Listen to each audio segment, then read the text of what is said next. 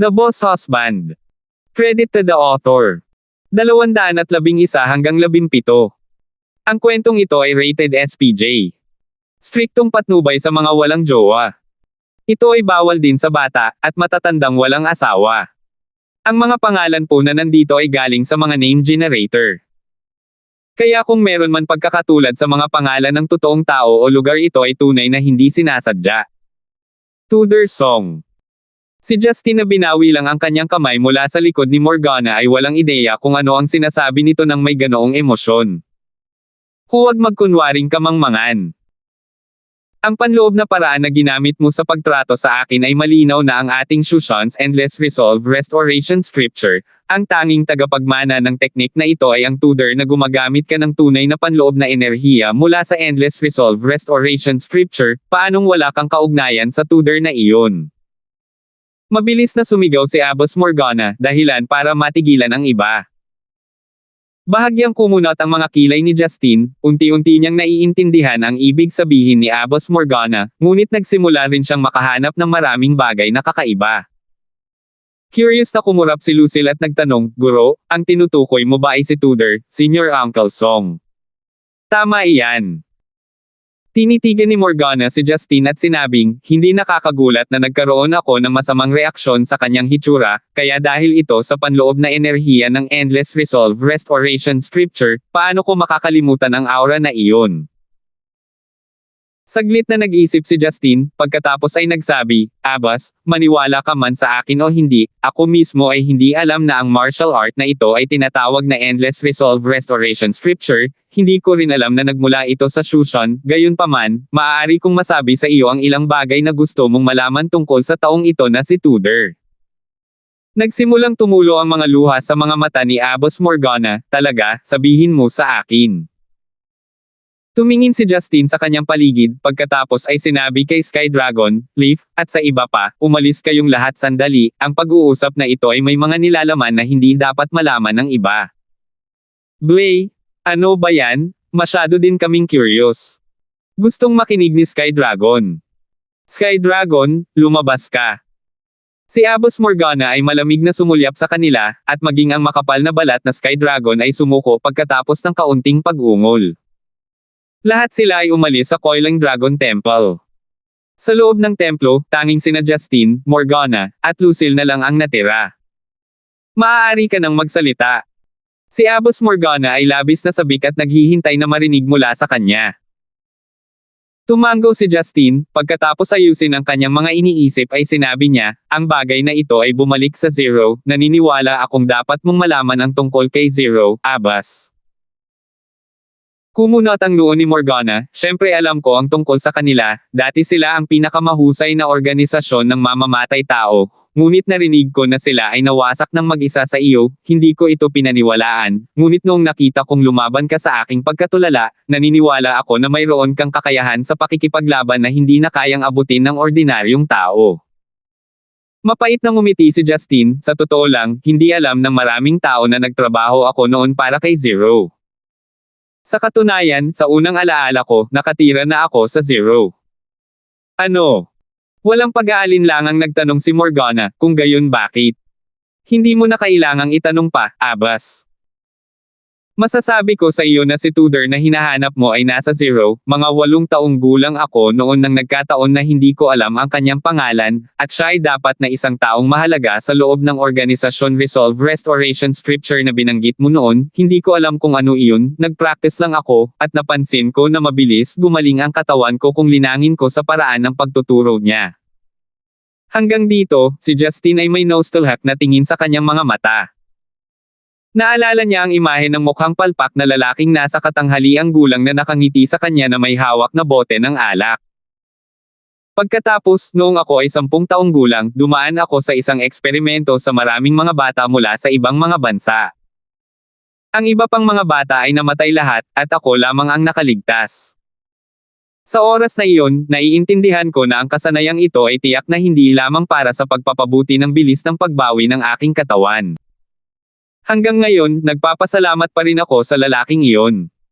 Ngayon ko lang nalaman na ang kanyang pangalan ay Tudor. Pilit nang umiti si Abbas Morgana. The Endless Resolve Restoration Scripture ay isang henyo na isinilang mula sa isang senior mula sa Shushan na gumawa ng maling hakbang sa cultivation, naging sinapian ng Diablo, at naging lubhang uhaw sa dugo. Ito ay nilikha noong siya ay nagbukas ng isang bagong dahon. Hindi lamang ito nakakatulong sa katawan na gumaling ng mas mabilis, ang mahalagang bahagi nito ay ang pagpigil sa pag-iisip at pag-iwas nito sa burrow ng langit at lupa, at nagmula sa natural na mga batas ng lahat, ito ay nagbibigay daan sa isang tao na natural na mapabuti ang kanilang lakas, gayunpaman, ito ay mahirap na matutunan at maunawaan, at nangangailangan ng likas na talento para sa pangunawa. Ang mga matagumpay na makabisado nito ay isa sa 1,000,000 na si kapatid na song ay nagkataon lamang at piniling ibigay ito sa iyo magpakailanman. Kaya ganito, isang bumbilya ang nagliwanag sa isip ni Justine. Hindi katakataka na magagamit ko ang panloob na pamamaraan na ito upang sugpuin ang aking mga marahas na hilig. Iniisip ko kung nahulaan ba ito ni Tudor o hindi sinasadya, ngunit ang kasanayang ito na ibinigay niya sa akin ang siyang nagdala sa akin sa maraming krisis, at nakatulong din sa akin na makatakas mula sa isang buhay ng pagpatay. Siya nga pala, ang iyong panloob na enerhiya ay napakalakas, hanggang sa ang antas ka na nalilinang. Maalalang tanong ni Abbas Morgana. Ang ika-8 yugto, ngunit ito ay naging 5 taon na malayo pa rin ako sa pag-abot sa ika-9 na yugto kahit na ano aking gawin. Walang magawang sabi ni Justine. Ano? Ang ika-8 antas. Pinalaki ni Abbas Morgana si Justine na parang nakatingin sa isang halimaw, may kabuuang 9 na yugto lamang kahit na si Senior Brother Song ay nakaabot lamang sa ika-7 yugto at hindi na nalampasan ang higit pa sa loob ng napakaraming taon. Naaabot mo talaga ang ika-8 yugto sa gayong murang edad. Tumawa si Justine, wala akong pagpipilian, kung hindi ako magtanim ng mas mabilis, malalagay ako sa malaking problema. 211 hanggang 2. Kung hindi dahil mabilis siyang umunlad sa kasanayang ito at umabot sa ika-8 yugto ilang taon na ang nakararaan, tiyak na hindi niya makokontrol ang marahas na salpok sa kanyang utak gaano man kabisa ang gamot na mayroon siya sa kasalukuyan. Nag-isip sandali si Abbas Morgana, pagkatapos ay nag-aalangan na nagtanong kung gayon. Nasaan si Senior Brother Song? Matagal na siyang namatay. Nanghihinayang sumagot si Justine, noong 9 na taong gulang ako at nalaman ko lang ang lahat tungkol sa kasanayan, kumuha siya ng lason at namatay. Ganun ba? Nanlambot ang mga tuhod ni Abbas Morgana, at muntik na siyang matamba. Sa kabutihang palad, mabilis na nag-react si Lucille at ay nalalayan siya. Senior Brother, hindi mo ako handang patawarin hanggang sa huli, at tumanggi kang makipagkita sa amin kahit isang beses bago ka mamatay, ungol ni Abbas Morgana sa sakit, tumulo ang mga luha sa kanyang pisngi, at walang magawa siyang humagulgol. Nang makitang umiiyak si Abbas Morgana sa napakalungkot na paraan, hindi tama na ipagpatuloy niya ang pagsasalita. Bumantong hininga siya, at lumabas ng Coiling Dragon Temple. Ito ay hindi inaasahan na ang paglalakbay na ito sa Tibet ay malulutas ang isang misteryo na pinagtataka niya sa loob ng maraming taon. Ang taong nagbigay ng kahangahangang kasanayang ito sa kanya ay talagang bahagi ng Susan. Dahil si Abbas Morgana na isang elder sa Yellow Flame Iron Brigade, noon bilang kanyang senior brother, si Tudor ay talagang isang mataas na ranker sa Yellow Flame Iron Brigade. Gayunpaman, bakit pumunta sa ibang bansa si Tudor at naging napakalakas na assassin sa Zero? Marami siyang tanong, ngunit wala sa loob ni Justine na tanungin ang nagdadalamhating Abbas Morgana. Wala siyang choice kundi hintayin itong gumaling bago magtanong. Nang makita ng mga nasa labas ng templo si Justine na lumabas, hindi na nila tinanong kung ano ang pinag-usapan nila ni Abbas Morgana sa loob, at ngumiti lang ito sa kanya ng may pasasalamat. Pagkatapos ng lahat, ang kanilang buhay ay iniligtas ni Justine na hindi nagtanim ng sama ng loob para sa kanilang mga nakaraang paglabag. Kuya Gibson. Napuno ng mga tanong ang ulo ni Leaf. Ngayon na sa wakas ay nagkaroon na siya ng pagkakataong magtanong, sinabi niya, paano biglang gumaling sina Sister Talia at Auntie Hilda, hindi ba sila pareho? Napangiti si Justine, hayaan mong maging maliit kong sekreto ito, nang pinaakyat ko sila sa itaas, naalis ko na sila sa lason. Noong araw na iyon, nang binuhat ni Justin sina Talia at Hilda sa silid, ginamit na niya ang kanyang dugo sa paggamot sa kanila, at nag-iwan din siya ng isang pirasong papel na nagsasabing may gagawin siya at huwag mag-alala. Bagamat ito ay isang piraso ng cake para kay Justin, ayaw niyang malaman ng lahat ang bagay ng kanyang dugo na makapagpapagaling ng lason. Kapag nalaman nilang hindi siya nalason, mag-ingat na sila laban doon at hahanap ng iba pang paraan para harapin siya. Hindi niya dapat ibunyag ang napakaraming card niya. Bagamat hindi siya natatakot na direktang makitungo sa kanya dahil walang sino man ang may kakayahang mahuli siya at gawing lab rat nila, hindi magiging ligtas ang mga tao sa paligid niya. Damot. Ungol ni Leaf. Lumapit din si Sky Dragon, ngumisi siya at nagtanong, "Oy, kay Venus pa ba ang ball ang iyon?" Umiling si Justin. Binigay niya ang kanyang mga bisig at sinabing, "Wala na, ang protection na anting-anting ng Diyos ay maaari lamang gamitin ng isang beses, at maglalaho pagkatapos gamitin." Napaka-enigmatic. Malungkot na sabi ni Sky Dragon. Pilyong sinabi ni Quadro, "Sky Dragon, hindi ba sabi mo gusto mong makipagduel kay Justin? Nagbago na ba ang isip mo?" Namula si Sky Dragon dahil sa kahihiyan. Siya ay umubo ng 2 beses, pagkatapos ay tumingin sa kanyang palso, "Oo, medyo gabi na, hayaan mo akong bumalik sa kampo para mag-impake." Nang matapos siyang magsalita ay agad siyang tumakas. Paano masusuri ng lalaking ito ang oras kung wala siyang suot na relo? Inihayag ni Quadro ang kanyang kawalang kasiyahan. Habang ang lahat ay masayang nag-uusap, nabawi ng mga instrumento ng komunikasyon ng tsunami ang signal nito, at nakatanggap siya ng mensahe.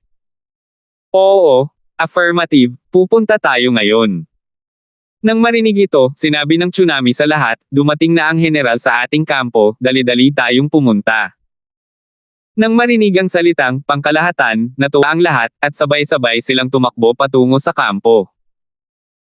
Nang makitang nananatili si Justin, dali-daling hinailan ni Leaf ang kanyang kamay, "Kuya Gibson, bilasan mo na ang general, ikaw ang pinakanamumukod-tangi sa misyon na ito, tiyak na bibigyan ka ng general ng gantimpala." "Sino ang general?" tanong ni Justin.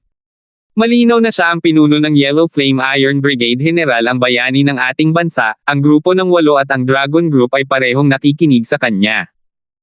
Pagmamalaking sabi ni Leaf. Ngumiti si Justin at sinabi, "Kahit na, siya ang iyong pinuno, hindi sa akin, sa pinakamahigpit na kahulugan, ako ay talagang isang tinak sa panig ng iyong general." Natigilan si Leaf, sa kanya lang naalala na si Justin ay hindi talaga miyembro ng Yellow Flame Iron Brigade. Malungkot niyang binitawan ang kanyang kamay at sinabing, "I see, aalis muna ako kung ganoon." Ilang sandali pagkaalis ni Leaf, tinulungan ng batang madre na si Lucille ang maputlang abas na si Morgana palabas ng templo. Ang orihinal na kaaya-ayang hitsura ni Abos Morgana na lumitaw sa ilalim ng 50 taon ngayon ay tila mas matanda ng mahigit 1 dekada, maging ang mga kulubot sa kanyang mukha ay naging mas kitang-kita. Nang makita si Justin na nakatayo sa labas, si Morgana ay nagpahayag ng isang pambihirang ngiti, "Tara na, kahit na hindi ka bahagi ng Yellow Flame Iron Brigade, dapat mong makilala ang taong iyon." Hindi maintindihan ni Justin kung bakit sinabi iyon ni Abos Morgana, ngunit tumango pa rin siya.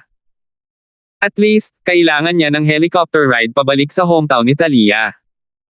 212. Pagbalik nila sa campsite sa entrance ng lambak, may isa pang Dark Bay na helicopter na nakaparada sa lupa. Mayroon ding ilang magagaling na gwardya na bawat isa ay may presensya na maaaring kalabanan ang isang miyembro ng Dragon Group na nagbabantay sa tent. Nang sundan ni Justin si Abs Morgana sa tent, nakita niya na ang lahat mula sa Yellow Flame Iron Brigade ay nakatayo ng maayos sa isang hilera, at sa harap nila ay isang matangkad na lalaki na nakasuot ng Deep Green Army uniform. "Ito ay isang mahirap na misyon para sa inyong lahat. Walang problema sa mismong misyon, ngunit ang maselang plano ni Broken Blade para sa pagtataksil at ang pagkakasangkot ng mga mapanganib na karakter ay naging isang mabigat na pagsubok para sa inyong lahat. Natutuwa ako na kayong lahat ay nakabalik ng buhay." Ang katanghaliang lalaki na boses na ito ay narinig ni Justin mula sa malayo, at nakita niyang pamilyar ito. Nang si Abos Morgana at ang kanyang disipulo ay lumalapit at nakipagpalitan ng tingin sa lalaking nakauniporme, agad na naalala ni Justin kung sino ang lalaking ito. Ito talaga ang lolo ni Marian, si Zachary Lysander. Nang makita ni Zachary si Justine, hindi siya masyadong nagulat, ngunit nang makita niya ang hindi masigasig na Morgana at ang bahagyang nasa sabik na si Lucille, nagulat siya. Dumating ka na. Tumingin si Zachary kay Morgana at nagsalita na parang tanong at pahayag. Sa isang sulok sa likod ni Zachary, napansin din ni Grey Robe na nakasuot ng kulay abong robe si Morgana, at parang naaliw siya. Tiningnan ni Morgana si Zachary na may masalimuot na emosyon, tumango, pagkatapos ay sinabi sa iba, maaari kayong umalis, mayroon akong dapat pag-usapan sa general. Si Sky Dragon at ang iba pa ay ayaw umalis dahil nagtataka sila kung bakit ang general at si Abos Morgana ay may kakaibang ekspresyon kapag nakatingin sa isa't isa, ngunit dahil masasabi nilang sinang-ayunan ni Zachary ang utos ni Morgana, wala silang ibang pagpipilian kundi ang magalit na umalis sa tent. Kaya, tanging si Zachary, ang kanyang hindi mapaghihiwalay na aide na si Grey Robe, Justine, Lucille, at Abos Morgana ang naiwan sa tent. Ang awkward para kay Justine dahil ayon sa dahilan, ang lalaking ito na mukhang medyo bata pa ay lolo ng kanyang asawa, ibig sabihin lolo rin niya ito. Gayunpaman, dahil may masamang relasyon si Marian sa Lysander family, hindi rin alam ni Justine kung paano haharapin si Zachary. Kung makikipag-bonding siya sa kanya, hindi magiging masaya ang kanyang asawa. Gayunpaman, mukhang hindi tama na dumistansya siya. Sa sandaling ito, malungkot na tinitingnan ni Zachary ang kalagayan ni Morgana. Morgana, 3 taon na ang nakalipas mula noong huli tayong magkita. Napakalupit mo talaga, hindi ka ba handang tanggihan itong asawa mo sa buhay na ito? Asawa. Nakaramdam ng pananakit ng ulo si Justine. Kaya pala si Abos Morgana ang asawa ni Zachary. Ibig sabihin, siya ang legal na asawa na nagpalaya sa lola ni Marian palabas ng Lysander family. Pero, dahil kinuha na niya ang papel bilang legal na asawa, bakit siya naging daos ng madre? Kumunat ang noo ni Morgana at sinabing, huwag mo akong tawagin ng ganito. At sinabi ko na sa iyo na kung hindi dahil sa kaawa-awa at malungkot na bata pa rin si Lucille, matagal ko nang sinira ang lahat ng relasyon sa iyo. Si Lucille na punong-puno ng luha ang mga mata ay nagpout sa kanya maselang labi. Baka sa mukha niya ang hinanakit, Lola, ayaw mo ba talagang patawarin si Lolo? Kahit ako ay hindi galit kay Lolo, bakit hindi mo siya patawarin? Kung makakauwi tayo at mamuhay ng magkasama, magiging masaya iyon. Tumahimik ka. Anong alam ng isang brat na tulad mo? Biglang sumigaw si Abos Morgana kay Lucille, bawal mo siyang tawaging lolo. Ngunit sinabi mo na maaari ko siyang tawaging lolo ng pribado, kaya hindi na kailangang sabihin na maaari ko siyang tawaging lolo. Sinubukan ni Lucille na makipagtalo. Walang pero. Mapagpasyahang sinabi ni Abos Morgana, hindi siya karapat-dapat na tawaging lolo. Isipin mo ang iyong namatay na ama at ina, paano magkakaroon ng isang ama na katulad niya? Paano magkakaroon ng isang lolo na tulad niya? Sa puntong ito, si Abos Morgana ay sobrang emosyonal, ang kanyang mga mata ay namumula, na parang saysabog anumang oras. Si Justine na nakatayo roon at nakikinig ay ganap na natigilan. Ano? Isang bagay para kay Abos Morgana at Zachary na maging mag-asawa, ngunit si Lucille ay talagang apo nila. Ayon sa mga detalye ng kanilang pag-uusap, tila may nangyari sa mga magulang ni Lucille dahil kay Zachary, kaya naman si Lucille ay pinalaki ni Abos Morgana, at si Abos Morgana ay ayaw patawarin si Zachary. Medyo naawa si Justine sa matandang gwapong ito. Sa kanyang 2 babae, isa ang patay at ang isa ay walang pakialam sa kanya. Sa kanyang 2 apo, ang isa ay kasing ganda ng isang diwata, habang ang isa naman ay kasing ganda ng isang duwende, gayunpaman ay hindi mananatili sa kanya dahil ang isa ay napupuot sa kanya at ang isa ay pinamamahalaan ng kanyang lola. Sa pag-iisip nito, naramdaman ni Justine na mas mahusay siya kaysa kay Zachary. At least, mahal na mahal siya ng mga babae niya. Hindi niya napigil ang tumawa ng nakakaloko habang nakatayo sa gilid. Nanlumos si Zachary at sumakit ang ulo. Nang marinig ni Justine ang biglang masayang tawa, agad niyang pinagalitan, brat. Napagtanto ni Justine na siya ay nagkamali dahil ito ay karaniwang tinutusok ang matanda. Matigas siyang ngumiti at sumagot, hindi gumagana ang utak ko, paano ako maglalakas loob na libakin ka? 212 hanggang 2. Malamig na tumikim si Abbas Morgana, Zachary, huwag kang umasa sa iyong katandaan para ay bully ang isang kabataang tulad ni Justin, mas malakas siya kaysa sa iyo. Kung hindi dahil sa kanya, lahat tayo ay namatay dahil sa mga pukana ni Broken Blade. Imposibleng mabawi ang Verokana Blue Dharma Body na imposibleng talunin din ang katawan ng Dharma ng Verokana. Pinigilan ni Zachary ang kanyang galit at sumagot, inaamin ko ang iyong pahayag, iniulat na sa akin ng tsunami ang nangyari. Gayunpaman, kahit na iniligtas niya ang lahat at isang dakilang bayani, hindi niya maaaring kutsain ang kanyang nakatatanda. Anong klaseng elder ka na walang kaugnayan sa iyo? Nagsalita si Abbas Morgana bilang pagtatanggol kay Justin. Ngumiti si Zachary, Morgana, madalas kang manatili sa Shushan at hindi mo alam kung ano ang nangyayari sa labas. Ang brat na ito ay may hindi kapani-paniwalang mga kasanayan. Sa ngayon, siya ay tunay na naging apo ko. Nang sabihin niya ito, parehong natigilan sina Abbas Morgana at Lucille. Natural na hindi nila akalain na si Justin ay asawa ni Lucille, kahit si Lucille mismo ay hindi mag-iisip ng ganoon, kaya ang tanging paliwanag ay Sinasabi mo siya. Si Abbas Morgana ay hindi naglakas loob na maniwala, nagsalita siya habang nakaturo kay Justin gamit ang nanginginig na daliri. Sa kabilang banda, si Lucille ay tila nagdulot ng matinding kuryosidad na para bang natagpuan na niya ang bagong mundo, at sinimulan niya muling suriin si Justin. Tumango si Zachary at sinabing, tama, kasal na siya kay Marian. Kung saan mo tatanggapin o hindi, si Marian ay direktang may kaugnayan sa ating Lysander family. Siya ang apo ko at kadugo ko, at ang mabahong brat na ito ay natural na apo ko. Bumalik sa katinoan si Abbas Morgana, at may mapanuksong tingin sa kanyang mga mata, Zachary, bagay ka talaga. Kahit ang magandang apo mo na hindi ka tinatanggap bilang lolo ay naging lubod mo para lumaki ang impluensya mo. Matagal mo na sigurong pinagplanuhan na magpakasal sila. Wala akong pinaplano, I swear. Sagot ni Zachary. Nang marinig ito ni Zachary nang walang pag-aalinlangan, nagulat si Morgana. Naiintindihan niya si Zachary.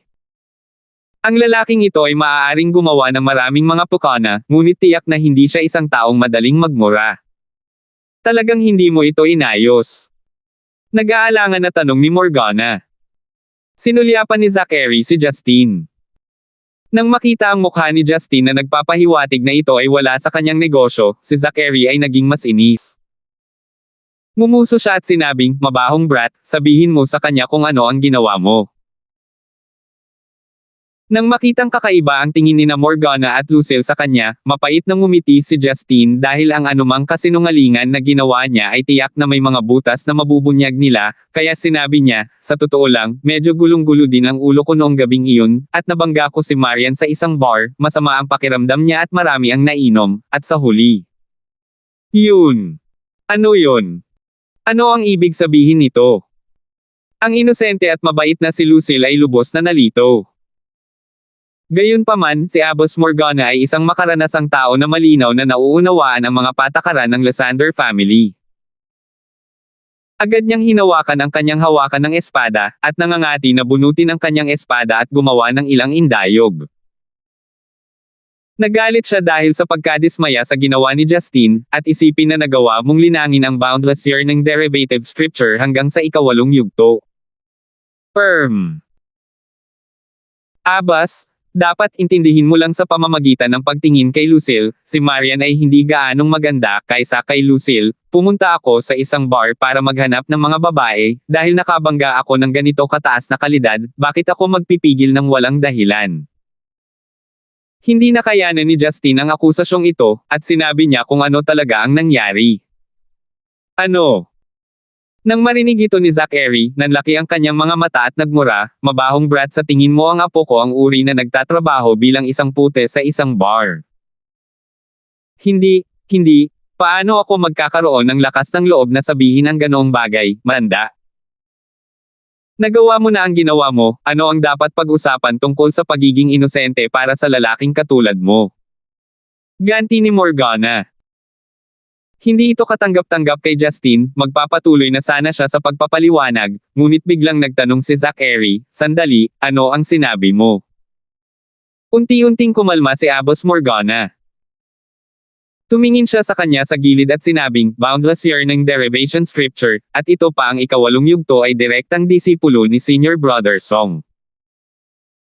Agad namang natulala si Zachary, habang ang tahimik na gray robe na nakatayo sa likod ni Zachary ay tumingin din kay Justin ng may gulat na hindi niya maitago. Senador, Senior Brother Song, magaling ba siya? Taos-pusong tanong ni Zachary.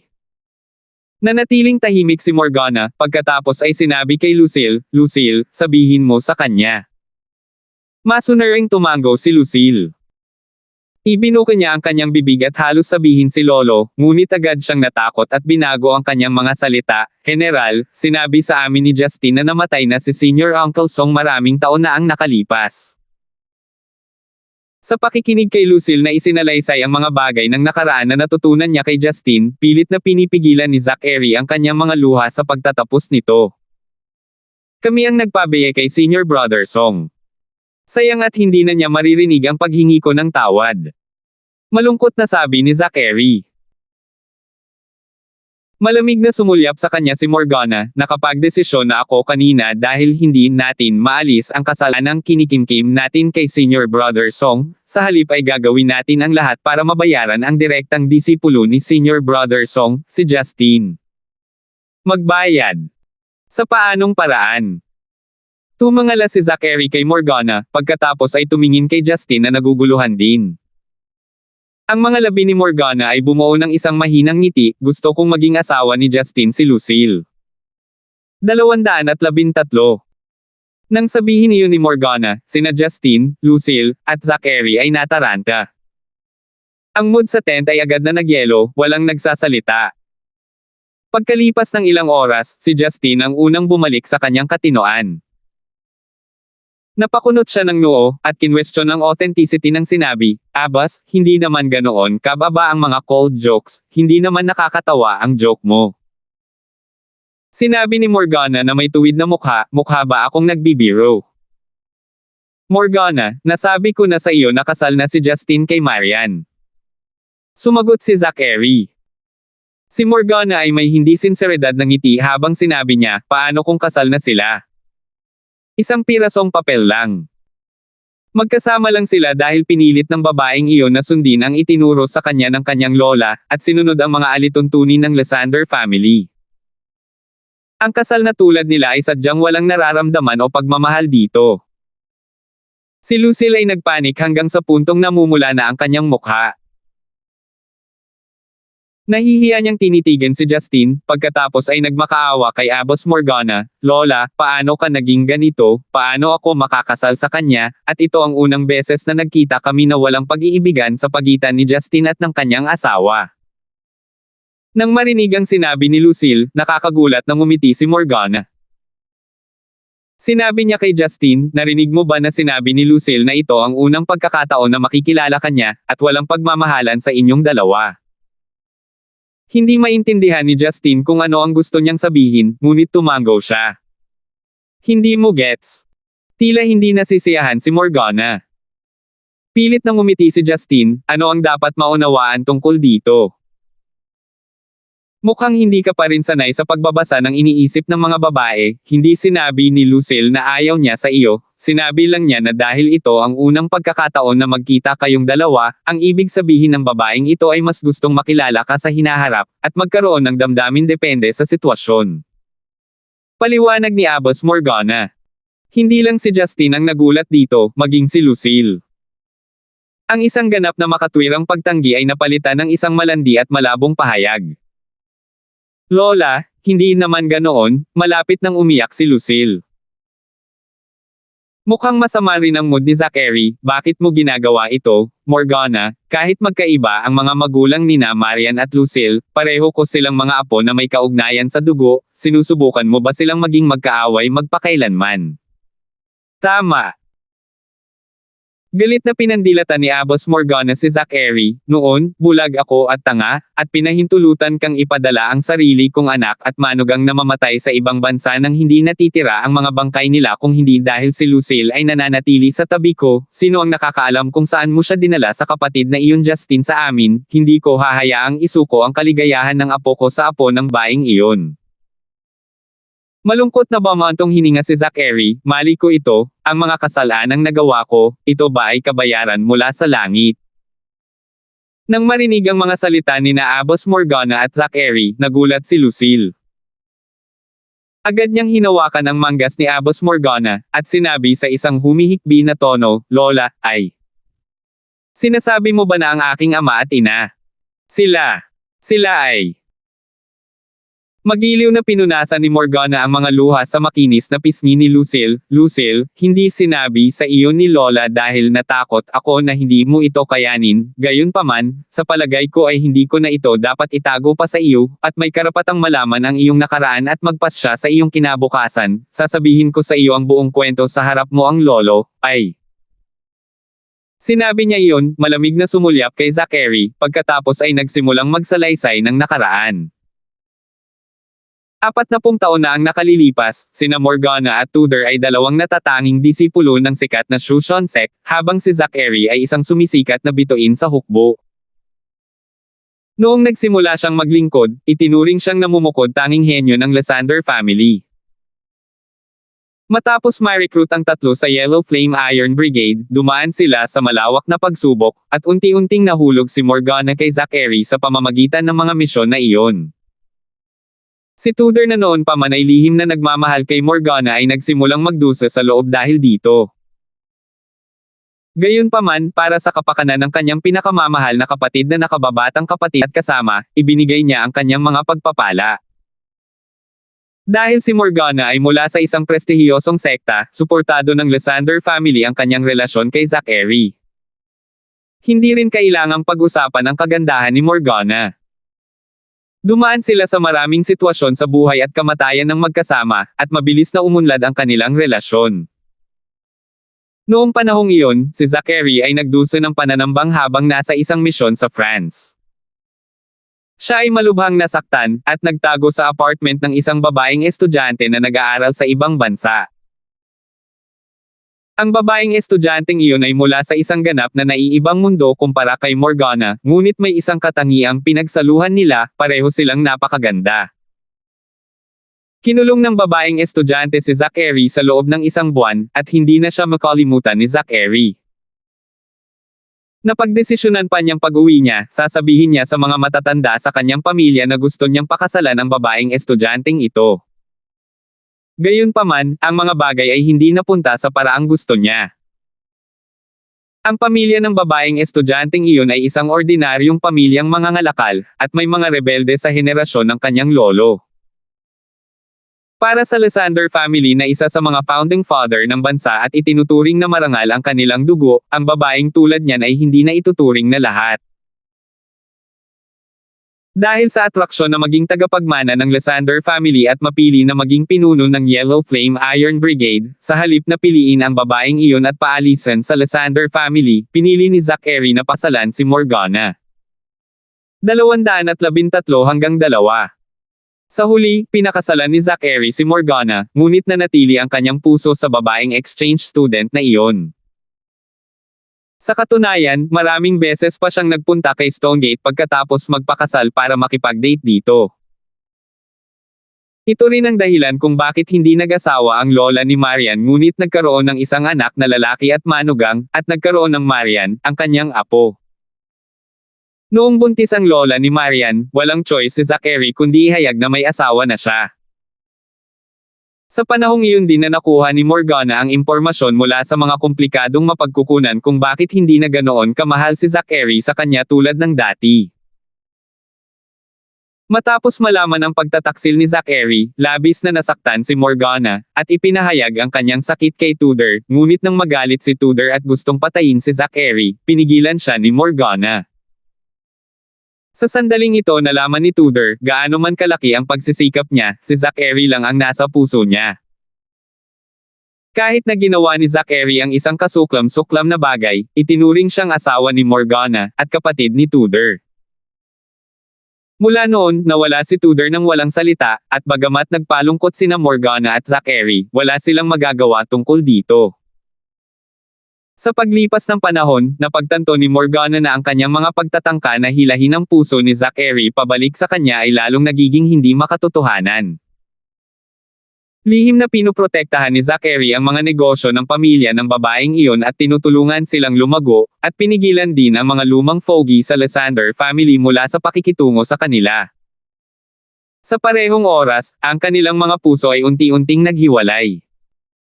Makalipas ang 20 taon, 1 taon ng kasal ang kanilang anak at ipinanganak ang kanilang apo. Noong wala pang 3 buwang gulang si Lucille, pinadala ni Zachary ang kanyang anak na lalaki at manugang na parehong nasa Dragon Group sa Kashmir para sa isang assassination mission.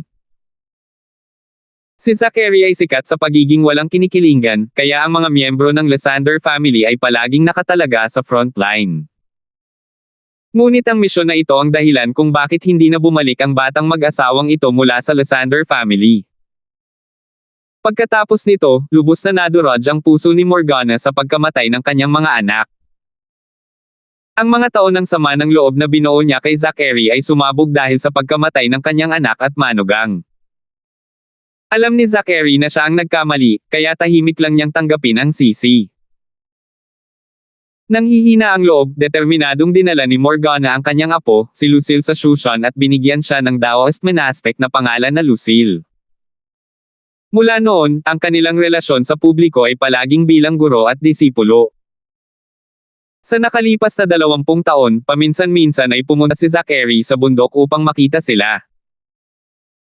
Alam ni Lucille na ang lalaking ito ay kanyang lolo, habang si Morgana ay hindi na siya muling nakilala, at pumapasok sa closed-door cultivation sa bawat pagkakataon.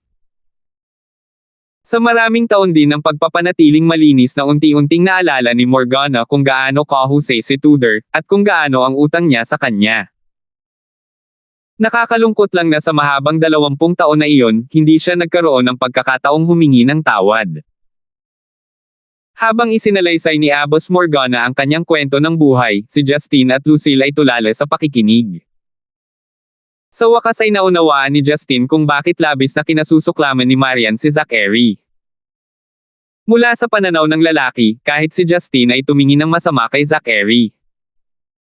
Gaano man ang ginawa niya para sa bayan, hindi talaga siya karapat-dapat na tumanggap ng pagmamahal mula sa alinman sa 2 babaeng tapat sa kanya.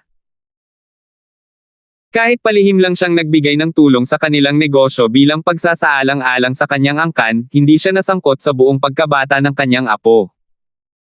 Para kay Marian, ito ay masyadong hindi patas. Para kay Lucille, ang pagkamatay ng kanyang mga magulang ay sanhi ng kanyang sariling lolo. Bagamat hindi direkta, ito ay masyadong masakit. Higit pa rito, ang lolo niyang ito ay palaging may gusto sa ibang babae. Para sa kanya na palaging kasama ng kanyang lola at itinuturing ang kanyang lola na kanyang pinakamalapit na kamag-anak, ito ay sapat na para galitin niya si Zachary ng may pagnanasa. Lucille, gusto ni lola na maging asawa ka ni Justine hindi lang para mabawasan ang kasalanan ko kay senior brother Song.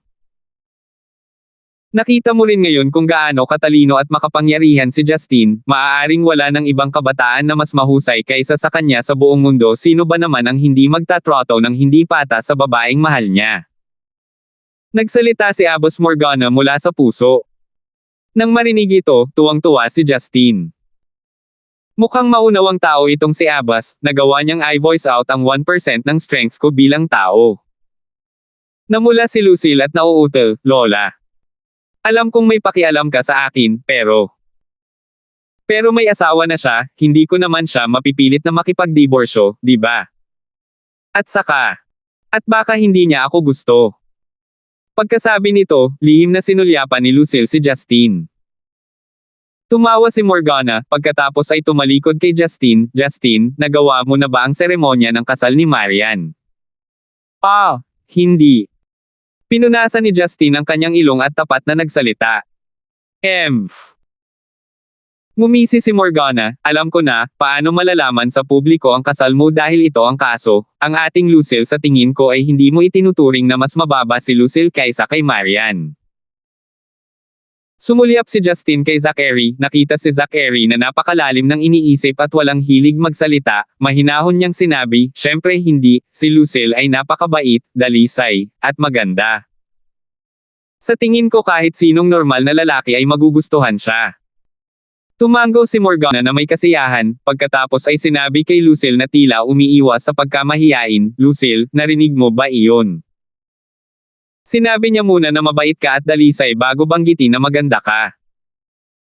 Ito ay nagpapatunay na inuuna niya ang iyong pagkatao, ano ang kailangan mong ipag-alala. Ha! Maaari mong paikutin ito ng ganito. Sa pagkakataong ito, si Justin ang gustong umiyak. Hindi niya alam kung si Abbas Morgana ay isang grandmaster sa martial arts, ngunit ang kanyang kakayahan bilang isang matchmaker ay talagang nasa great grandmaster level. 214. Nang marinig ang susunod na paliwanag ni Abbas Morgana, ang batang madre na si Lucille ay lubos na nawalan ng pandinig, halos parang tinanggap niya ito bilang katotohanan, dahil tila natuwa siya nang sumulyap siya kay Justin, pagkatapos ay ibinaba ang kanyang ulo sa katahimikan. Sa wakas ay nagsalita muli si Zachary sa puntong ito, at tila pagod siya sa pisikal at mental, Morgana, lahat ng sinabi mo ay nabigo ko ang mga bata, bilang ama man o lolo, lalo akong nagigilty kay Lucille at Marian, hindi ko nagawang gampanan ang aking tungkulin bilang lolo nila, at hindi ko pa sila dinala doon tulad ng dati kong mga anak pa umanhin, ngunit ngayon na iniisip ko ang tungkol sa kung ano ang ginawa ko, napagtanto ko na ako ay talagang mas mababa sa mabahong brat na ito. Habang sinasabi niya iyon, tumingin si Zachary kay Justin, pagkatapos ay nagsabi, hindi ka dapat kumilos ng mayabang sa akin, huwag mong ipagpalagay na wala akong alam sa katotohanan na mayroon kang hindi bababa sa 3 iba pang mga manliligaw maliban kay Maria na iyong pinakasalan, naisip mo ba na maaari mo kaming itago sa kadiliman? Matapat na sumagot si Justin, hindi ko sinasadyang itago ang katotohanan ito, at hindi ko pababayaan ang isa man sa kanila. Ano? Nalaman lang ni Abbas Morgana ang katotohanan ito, dahilan upang magkasalubong ang kanyang mga kilay, ano ang ibig mong sabihin, sinusubukan mo bang maging emperador si Zenica ay nagsasanay lamang ng monogamy, nagtataksil ka sa iyong asawa. Nang marinig ito, naging madilim ang namumula na mukha ni Lucille. Ang kanyang mga mata ay tila namamasa, at siya ay nagpout sa pagkabalisa. Walang magawang bumantong hininga si Justin, Abbas, hindi ko sinasadyang itago ang katotohanan ito, hindi mo lang ako binigyan ng pagkakataon na sabihin ito. Inaamin ko na hindi ako marangal na lalaki, ngunit lagi akong magiging tapat sa aking asawa. Ang katotohanan ay hindi ako kinwestiyon ni Marian sa mga bagay na tulad nito, samantalang wala akong anumang dahilan para sabihin sa kanya ang lahat ng bagay tungkol dito. Pero kung minsan, ang pakikipag-usap ay higit na nakakapagpaganda. Dahilan kung bakit ayaw kong itulak mo si Lucille palapit sa akin, dahil hindi naman talaga ako mas magaling sa asawa mo. Brat, you dare use me to joke. Matalim na tinitigan ni Zachary si Justin. Ngumisi si Abbas Morgana, tama siya, kahit papaano ay naglakas loob siyang aminin ang kanyang mga pagkakamali. Noon, palihim mo lang akong niloloko. Morgana. Mag-iba talaga ang mga bagay na ito. Kailangan man lang niyang igalang ang mga nakatatanda sa kanya. At saka, may kinalaman ito sa kaligayahan ng 2 kong apo, paano ko iiwan ang brat na ito? Sabi ni Zachary. Sumagot si Morgana na may paghamak, si Lucille lang ang apo ko, nasa iyo si Marian, at hindi rin siya nakikilala ng iba pang pamilya Lysander. Ang kaligayahan lang ni Lucille ang iniisip ko, ang iba ay wala sa akin. Bakit ka naging hindi makatwiran? Hindi ka naman ganito dati. Ang lahat ng ito ay dulot mo, bastard. Habang nakikita niya ang matandang mag-asawang ito na nagtataas ng boses sa harap ng kanilang apo, lubos na naunawaan ni Justin kung ano ang ibig sabihin ng mag-asawa na talagang nag-aaway ngayon. Ang Cold War na naganap sa pagitan nila ni Marian ay isang maliit na bagay lamang kung ikukumpara. Gayunpaman, ang isa ay ang nakababatang kapatid na babae ng kanyang half-master, habang ang isa ay ang lolo ng kanyang asawa. Hindi siya basta-basta makawala dahil lang sa gusto niyang makaiwas sa gulo. Lola. Sa oras na ito sa wakas ay hindi makayanan ni Lucille na ipagpatuloy ito. Hinatak niya si Abbas Morgana at hinikayat sila, kung patuloy kayong mag-aaway, hinding-hindi na malulutas ang bagay na ito, ako ang magdedesisyon sa sarili kong buhay, kung magpapatuloy kayong dalawa ng ganito, gagawin ko. I will ignore both of now on. Pagkasabi niyan, galit na lumabas ng tent si Lucille habang pinupunasan ang kanyang mga luha. Lucille! Bumalik ka! Parehong sumigaw sina Abbas Morgana at Zachary, ngunit tumakbo si Lucille nang hindi man lang lumingon. Sumunod, dama po ang kanilang mga tingin kay Justin, nangangati silang paltan siya ng buhay. Mag-ingat ka, Justin, ituturo ko ng maayos ang iyong kawalan ng pakiramdam para sa aking senior brother, tiyak na hindi ko hahayaan ang asawa ni Lucille na magkaroon ng maraming manliligaw. Sabi ni Abbas Morgana habang naglalakad palabas ng tent ng hukbo. Malamang ay hinanap niya si Lucille. Medyo malungkot si Justin. Hindi niya sinabi na gusto niyang pakasalan si Lucille, kaya bakit sinisikap niyang pamahalaan ang kanyang relasyon sa kanyang mga babae. Anyway, hindi kailanman sinubukan ni Tudor na pamahalaan siya sa kabila ng katotohanang itinuro niya sa kanya ang makapangyarihang internal na kasanayang ito, kaya sino siya para pamahalaan siya noong siya ay nakababatang kapatid na babae ni Tudor. 214 hanggang 2. Bumantong hininga si Zachary, pagkatapos ay itinoon ang kanyang tingin kay Justin at sinabing, hindi mo kailangang mag-overthink ng mga bagay-bagay, alam ko ang iyong pagiging mabagsik at sakam. Kung talagang mahulog si Lucille sa iyong mga kamay, parehong magdurusa ang aking mga apo. Ang bagay na ito sa pagkakataong ito ay dahil sa kapabayaan namin, hindi namin nadiskubre ang broken blade, ngunit ang lahat ng ito ay pagkakanulo dahil sa iyo ay sapat na ang pagkakanulo. Mabuti na lang para sa iyo. Ngumiti si Justin, hindi iyon nakakaapekto sa akin. Ngunit ito ay nakakaapekto sa mga tao sa paligid mo kahit gaano kakalakas, hindi mo mapoprotektahan ang lahat ng iyong mga babae ng sabay-sabay, di ba? Tanong ni Zachary. Ang ngiti ni Justin ay naging malamig, mas mabuting huwag mag-isip ng ganoon ang iyong mga tao. Totoong hindi ko sila kayang protektahan lahat ng sabay-sabay, ngunit kaya kung patayin kayong lahat. Kung gusto mong mapuksa ang payong pangproteksyon ng Zenica na kilala bilang Yellow Flame Iron Brigade tulad ng ginawa ni Zero, maaari mo itong subukan. Tinatakot mo ba ako? Naging matalim ang mga mata ni Zachary, at naglabas siya ng isang mabangis at bakal na aura. Tila hindi inisip ni Justin na, hindi ito banta, ito ay isang friendly na mensahe lamang. Hindi ako gagawa ng gulo hanggat hindi ninyo ako ginaganito. Ang isang taong nakatayo sa isang poste na kasing taas ng sa inyo ay dapat na malinaw na sa ilalim ng Treaty of Gods, bawal akong gumawa ng anuman sa inyo hanggat hindi ako na-provoke. Ang ekspresyon ni Zachary ay nagkaroon ng iba't ibang pagbabago, pagkatapos ay tumango siya, isang helicopter ang nakahanda para sa iyo, maaari kang umalis anumang oras. Maraming salamat. Maghintay. Si Justin ay nasa kalagitnaan ng paglalakad palayo nang tumalikod siya, ano iyon? Kung maaari. Baka sa mukha ni Zachary ang kawalan ng sigla habang sinabi niya, kung maaari, sana ay matulungan mo akong hikayatin si Marian. Hanggat payag siya, maaari kong pitin ang pamilya na tanggapin siya, at maaari siyang bumalik sa pamilya Lysander sa halip na mag-isa sa labas. Bahagyang ngiti ang nabuo sa mga labi ni Justin, nagsisimula na akong maunawaan kung bakit ayaw sa iyo ng asawa ko. Ang gusto niya ay hindi ang pagtanggap ng pamilya, ang gusto niya ay isang matanda na nagmamalasakit, na maaaring mahawakan, at talagang maaaring maging bahagi ng kanyang buhay. Higit pa rito, hindi na siya nag-iisa, dahil kamag-anak niya ako. Sa sinabi nito, mabilis na umalis si Justin sa tent. Habang pinapanood si Justin na umalis, tila natigilan si Zachary. Maya-maya, bumantong hininga siya at nagtanong, Grey Robe, totoo ba ang sinasabi niya?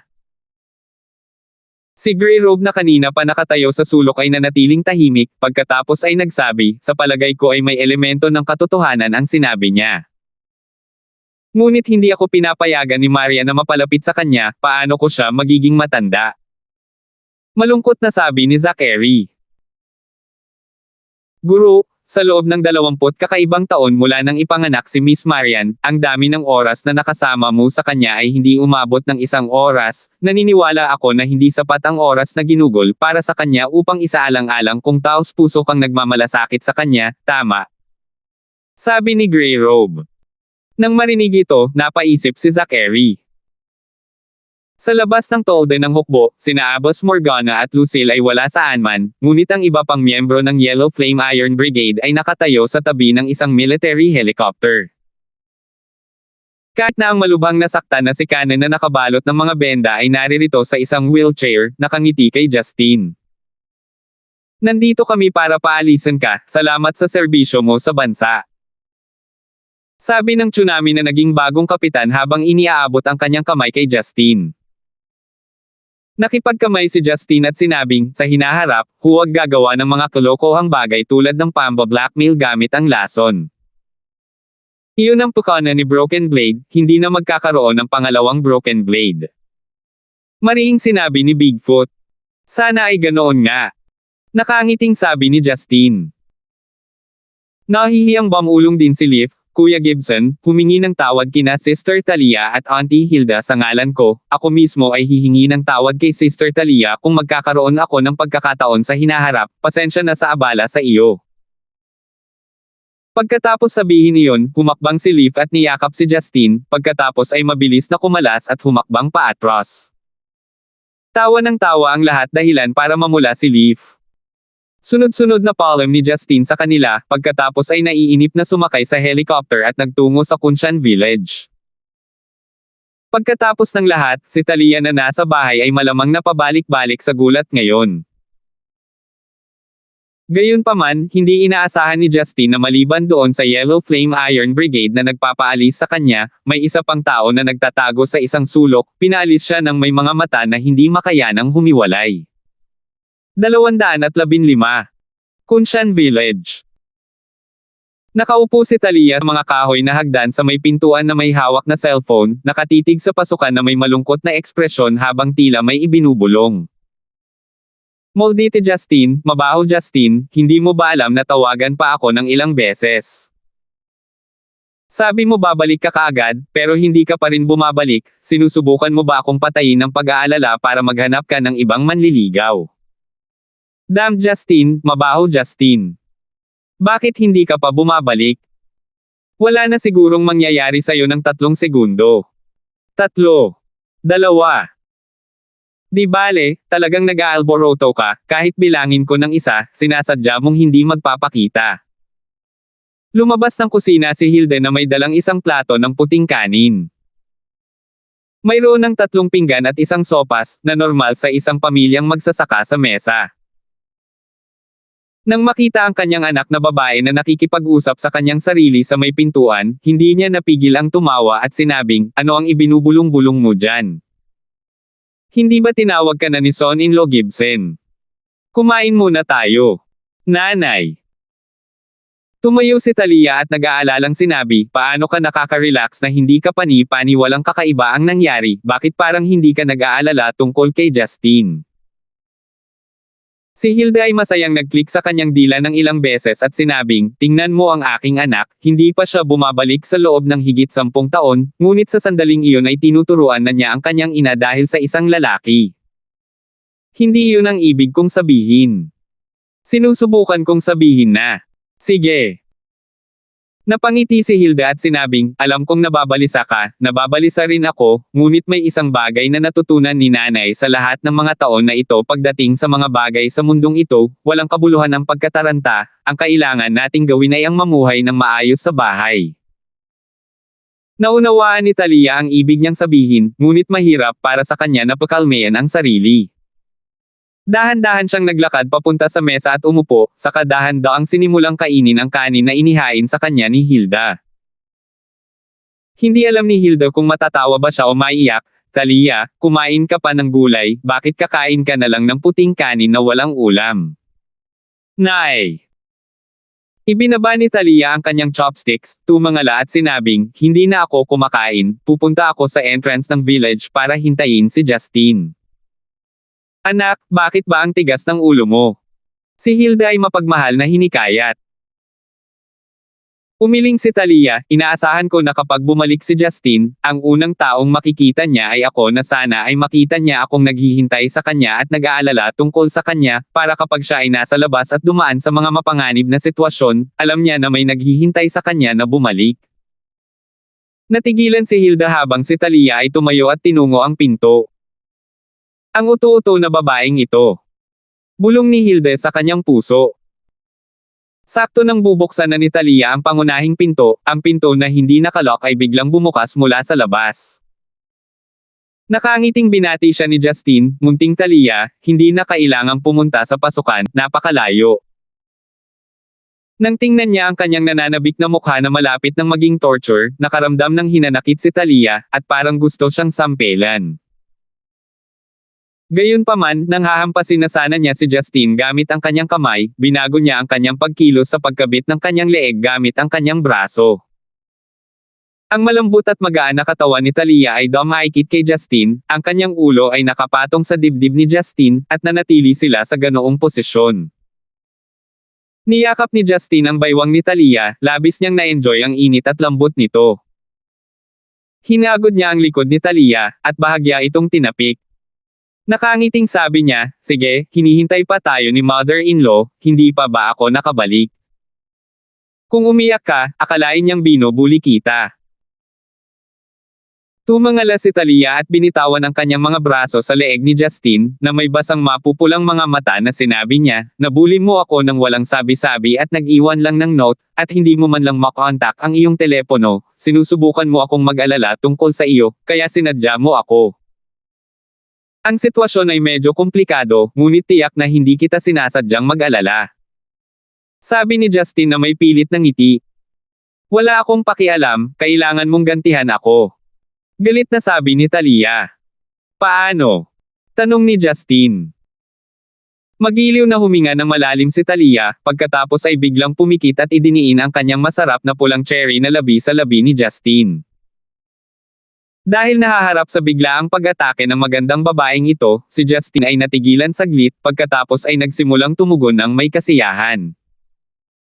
Para sa kalahating araw, na hindi naman talaga mahaba o maikli, si Talia ay nag-aalala para kay Justine. Ito ay tumitimbang sa kanya sa buong panahon, at talagang hindi ito isang kaaya-ayang pakiramdam. Natatakot siya na may nangyari kay Justine, at ang kanyang nararamdaman para sa kanya na hindi niya ipinahayag ay maaaring hindi kailanman magkaroon ng pagkakataon na ipahayag.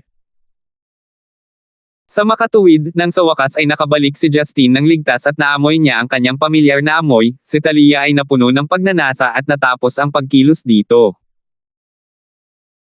Sa panahon ng mamasa-masa at nakakaiyak na halik, si Talia ay naging mas harapan at matapang kaysa dati, na para bang gusto niyang ipahayag ang lahat ng iniisip at damdaming naipon niya sa panahong ito kay Justine gamit ang halik na ito. 215 hanggang 2. Hilda na nakita ang mapusok na halik na pinagsaluhan nila ay may masalimuot na ekspresyon sa mukha. Ang katotohanan na ang kanyang sariling anak na babae ay humahalik at yamakap sa isang lalaki sa kanyang harapan ay nagpasaya sa kanya, ngunit nakaramdam din siya ng pagkalungkot na parang may nawala sa kanya.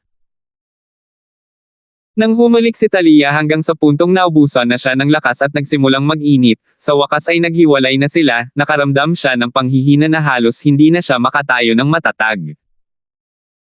Tiningnan ni Justine ang babaeng ito na ang mukha ay parang peach, na may amoy na orchid, at kumikinang na mga mata na kayang tumunaw sa puso ng sinumang lalaki.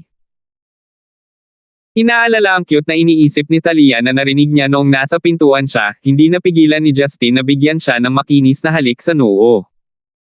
Sa sandaling ito, kasing ganda niya ang isang diyosa. Nilero ni Justine ang buhok ni Talia, sinipsip ang kanyang mabangong halimuyak na sanhi ng kanyang pag-iinit, at nagtanong ng nakangiti, Talia, kailan ka naging napakaganda? Noong nakaraang linggo ba, kahapon, o sandali lang ang nakalipas? May banayad ng ngiti sa malinaw na mga mata ni Talia, wala sa mga iyon, ito ay mula sa sandaling nahulog ako sa iyo. Ay nako! Masyadong malambot at malambot na dapat kayong dalawa ngayon, nagyakapan at naghalikan na kayo, ngayon sinusubukan mong patayin ang nanay mo ng malapot. Hindi na natiis ni Hilde na marinig pa, kaya kinailangan niyang mag-voice out sa kanyang bahagyang namumula na mukha. Ngayon lang napagtanto ni Talia na ginawa nila ang lahat ng iyon sa harap ng kanyang ina. Agad niyang binitawan si Justine, at tumakbo ng pabigla-bigla kay Hilda. Niyakap niya ng mahigpit si Hilda at sinabing, "Nay, paano kung halikan din kita? Magiging pantay ang mga bagay." "Ha? Wag na." Bago pa siya mapigilan ni Hilda, 2 beses siyang hinalikan ni Talia sa pisngi. "Ulol kang bata." Hindi alam ni Hilda kung tatawa o iiyak, kaya napabuntong hininga siya at sinabing, "Hindi ako isang taong hindi marunong mag-isip ng mabuti, ngunit hindi ka dapat nagbabahagi ng ganoong madamdaming halik sa harap ko, ang aking isip ay hindi makasabay sa paraan ng pag-iisip ninyong mga kabataan." Pumasok si Justine sa bahay at nakita ang mga ulam sa mesa, nakangiting sinabi niya, "Ma, kain na tayo ng halik pero hindi nakakapuno ng tiyan." Pagkasabi niyan, komandat siya kay Talia. Nakangiting nagpout si Talia, "Ginawa mo kami ng labis na pag-aalala, ngunit gusto mong kumain sa sandaling bumalik ka. Bawal kang kumain. Neri, huwag kang isip bata, kain na tayo." Nang marinig ni Justine na tawagin ang kanyang ina, tuwang-tuwa si Hilda, "Bon-in-law Gibson, maupo ka, kukuha ako ng mangkok."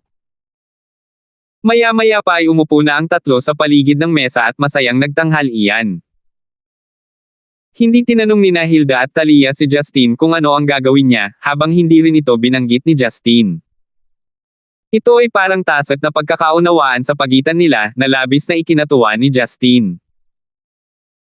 Habang kumakain, may naalala si Talia at tinanong si Hilda, "Nay, ano sa palagay mo ang paglipat sa Stonegate upang manirahan sa akin sa ngayon? Wala namang problema doon, tama ba?" Naglagay si Hilda ng isang piraso ng manok sa mangkok ni Justine, pagkatapos ay bahagyang ngumiti, "Neri, hindi ako pupunta sa Stonegate kasama ka, wala akong ganang pumunta doon sa ngayon." "Bakit? May nahihirapan ka ba?" Nag-aalalang tanong ni Talia. Umiling si Hilda at sinabing, "Hindi sinasabi na gusto ni nanay na kasama ka, ang pagkakaroon ng kasama ng mga anak ay palaging magpapasaya sa isa, ngunit tiyak na hindi ito ang oras na kayong dalawa ay may mga trabaho, habang ako ay makakatulong lamang sa iyo sa pagpapanatiling malinis sa bahay at sa pagluluto, at hindi bababa sa aking mga kababayan na makakachat dito. Pero tumatanda ka na, Nay, hindi ka na lang mabubuhay ng ganito magpakailanman." Alam ni Talia na totoo ang mga sinabi ng kanyang ina. Sa isang malaking lungsod, magiging malungkot si Hilda na walang trabaho. Kaya kailangan mong magsikap. Matalim na tingin ang sinabi ni Hilda, "Kung may anak ka, kaya ko silang alagaan sa ganoong paraan, hindi ako magsasawa, at ayos lang saan man ako nakatira, di ba? Isang bata." Naunawaan kaagad ni Talia ang ibig sabihin ng kanyang ina, at nahihiyang tumingin kay Justine. Pinapanood si Justine na kumakain ng kanyang pagkain na para bang hindi niya ito narinig, hindi niya maiwasang mapatingin sa kanya. "Anak na lalaki Gibson, kumain ng dahan-dahan at mag-ingat na huwag mabulunan, kumain ng sabaw," sabi ni Hilda. Habang ngumunguya, sinabi ni Justine na may malabong boses, "Nay, mas masarap ang mga pagkaing ginawa mo kaysa sa mga restaurant. Siyempre, ang mga gulay sa kabundukan ay maaaring simple, ngunit sila ay natural," Hilda said with satisfaction. Sa panunood ng maayos na palitan ng kanyang ina at Justine, si Talia ay tuwang-tuwa sa loob, ngunit sa parehong oras, naalala niya na ang kanyang pagkakakilanlan ay isang may bahay, at iyon ay nagpabigat sa kanya. Sa oras na ito na isang malaki at mainit na kamay ang inilagay sa hita ni Talia, at marahan siyang tinapik ng 2 beses. Tumangala si Talia, at nakita ang nakakapanatag na tingin ni Justine. Tama. Napakalakas niya, kaya siguradong may paraan siya. Napakaraming bagay ang naranasan namin ng magkasama, at nasa bingit pa nga ng kamatayan ng magkasama, paano kami mapaghihiwalay ng isang maliit na bagay? Nang maisip niya ito, huminahon si Talia. Dahil hindi sila humiling ng ilang araw na bakasyon, kailangan nilang umalis pagkatapos magpalipas ng isang gabi sa Kunshan Village. Kinaumagahan, kinuha nila ang kanilang mga bagahe at nagpaalam kay Hilda. Habang nasa daan, sinabi sa kanya ni Justine ang ilang mga bagay tungkol sa nangyari at si Leif, ngunit hindi na niya inalam ang mga detalye, kaya alam lang ni Talia ang diwa nito. Hindi na nagsiyasat pa si Talia. Bagamat na curious siya sa maraming bagay, gumaan ang loob niya hanggat wala nang lalabas pang problema. 216. Noong gabing iyon, sumakay ang dalawa pabalik ng eroplano at lumapag sa Stonegate International Airport. Ayon sa dahilan, si Justine ay dapat na nakakaramdam ng pagod pagkatapos ng ganoong, matinding, paglalakbay, ngunit nang lumapag ang eroplano ay talagang napuno siya ng enerhiya. Halos isang taon na ang nakalipas mula nang bumalik siya, at nanatili siya sa Stonegate sa halos lahat. Napakarami niyang magagandang alaala sa lugar na ito. Sa ngayon, maaari niyang sabihin na ito ang kanyang tahanan. Maaaring hindi siya gaanong makaramdam kapag wala siya, ngunit kapag bumalik siya, nakakakuha siya ng hindi mapaglabanan na pagnanasa na bumalik sa kanyang tahanan at pamilya.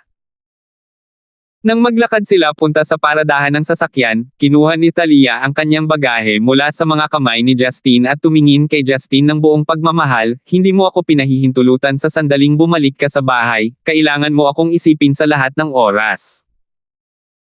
Nako malady, pwede mo naman akong pansinin, paano naman kita hindi papansinin, hindi ko mapigilan ang nakikita ko sa panaginip ko, paano kita maiisip sa bawat sandali." Nakangiting sabi ni Justine. "Hindi mo ba ako kayang patawarin ng konti?" Malungkot na sagot ni Talia. Nag-isip si Justine at sinabi, "Paano kung hindi tayo uuwi, at kumuha ng kwarto sa ganoong paraan, masisiguro kung ikaw ang nasa isip ko buong magdamag, at ang mga mata ko ay ikaw din ang hinahabol ng iyong ina upang magkaroon ng anak. Managinip ka. Maghintay hanggang sa makitungo ka sa iyong empress at matukoy ang ating mga katayuan. Bago iyon, hindi ko ibibigay ang sarili ko sa iyo." Sa sinabi nito, magiliw na binigyan ni Talia si Justine ng isang nakapagpapatibay na tingin, pagkatapos ay iniindayog ang kanyang puwitan habang naglalakad siya patungo sa kanyang pulang Audi. Palihim na inisip ni Justine kung paano mahirap pakitunguhan ang mga babaeng ito, at nagtungo sa kanyang sasakyan na may walang magawang ngiti. Makalipas ang kalahating oras, pinaandar ni Justine ang kanyang BMW na ilang araw nang hindi na start pabalik sa Dragon Garden. Malapit na maghating gabi kaya hindi niya inaasahan na bukas pa rin ang mga ilaw sa bahay sa kabila ng katotohanang hindi niya ito ipinaalam sa kanyang pagbabalik. Sa kanyang pag-uusisa, pumarada si Justine at naglakad papunta sa pinto, ngunit bago niya ito mabuksan, binuksan ito mula sa loob. "Miss, nakabalik ka na rin sa wakas." Ang nagbukas ng pinto ay si Yuna na nakasuot ng pijama, at ngayon lang niya napagtanto na ang bumalik ay si Justine na nakasuot sa paglalakbay na humihila ng kanyang bagahe noon. "Young master." Ngumiti si Yuna na may kunot na kilay. Habang pinapasok si Justine, sinabi niya, "Bakit hindi ka muna tumawag sa bahay, nagluto sana ako ng isang mangkok ng noodles." "Hindi na kailangan, hindi ako nagugutom." Sanay na si Justine sa masungit na pag-aalala ni Yuna. Pagkatapos ay nagtataka siyang nagtanong, wala pa rin si Marian sa bahay. Si Marian ay humantong sa isang napakadisiplinadong buhay, lalo na pagdating sa mga araw ng trabaho. Siya ay halos umaalis ng bahay ng maaga para pumasok sa trabaho, pagkatapos ay umaalis sa trabaho sa gabi para umuwi, nagtatrabaho hanggang humigit kumulang 10 ng gabi, pagkatapos ay matutulog. Wala siyang masyadong kaibigan, at lahat ng mga kaibigan niya ay abalang tao. Maliban sa panunood ng telebisyon at pagbabasa ng mga libro, hindi siya nagpakasawa sa iba pang aktibidad sa paglilibang. Kaya naman, labis na nagulat si Justine nang si Marian ay wala pa rin sa bahay noong gabi na. Nag-aalalang tumanggo si Yuna, "Oo, noong nagdi-dinner si Miss, nakatanggap siya ng tawag mula sa isang Singaporean na investor na nagpasya lang na manatili sa Stonegate ng isang gabi at nag-iisip na gumawa ng malaking pakikipagtulungan sa kumpanya Stonegate. Walang angkop na empleyado na humawak nito, ang lahat ay nakaalis na sa trabaho, kaya imposibleng makahanap ng kapalit sa ganoong kaikling abiso, kaya si Miss mismo ang pumunta doon.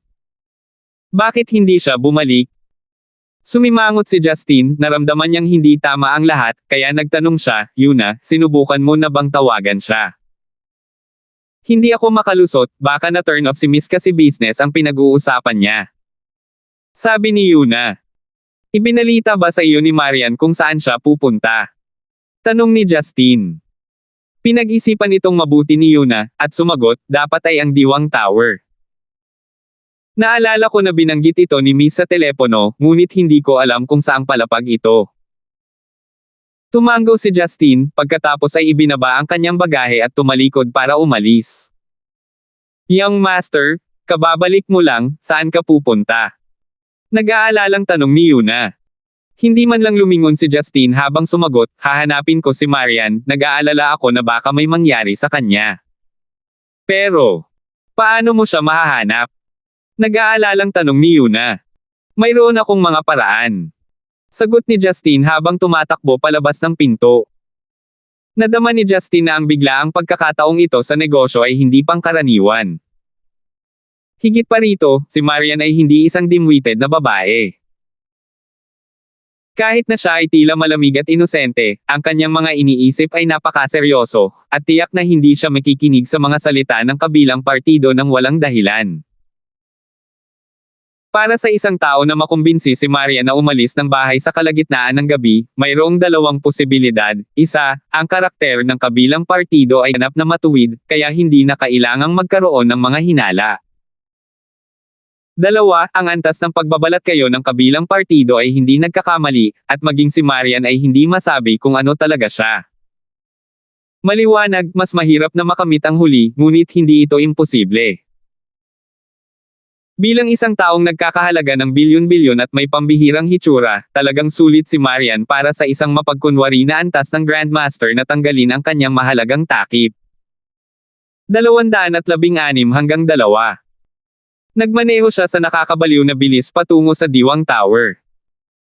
Dahil hindi ito ang unang beses niyang pumunta doon, pamilyar siya sa mga kalsada.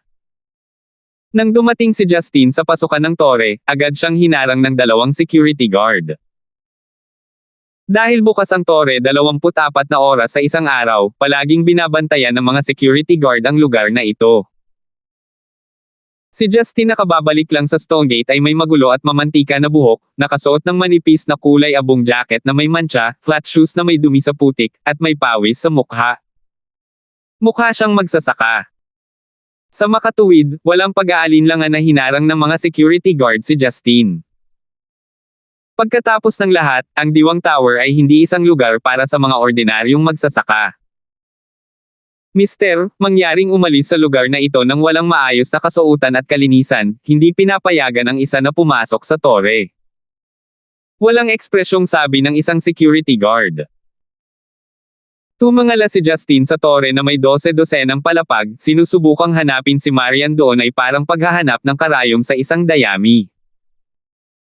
Higit pa rito, hindi pamilyar si Justin sa layout sa loob, kaya tila may isang paraan lamang na pinakamabilis na gagana. Nang maisip niya iyon, tinanong ni Justin ang 2 security guard, may mga security cam ba kayo dito o isang rehistro para sa mga taong papasok at lalabas? Tingnan ko, may hinahanap ako. Mister, huwag mo na kaming pahirapan, nakausap ka na namin ng magalang, umalis ka na. Ang bodyguard ay nasa masamang kalooban, iniisip na ang kawawang lalaking ito ay nabaliw. Sa tingin ba niya ay makakapag-order siya kapag ganito ang hitsura niya? May gusto pa siyang hanapin. Walang magawang umiling si Justin, maaari lang akong humingi ng paumanhin kung gayon, maaari talaga itong ayusin sa mas kultural na paraan. Pagkasabi niyan, biglang humakbang pasulong si Justin, humawak sa kwelyo ng 2 security guard, itinaas ang mga ito at inindayog ang kanilang mga katawan na tumitimbang ng mahigit 300 pounds na idinagdag sa malapit na panloob na fountain. Bagsak. Bumagsak.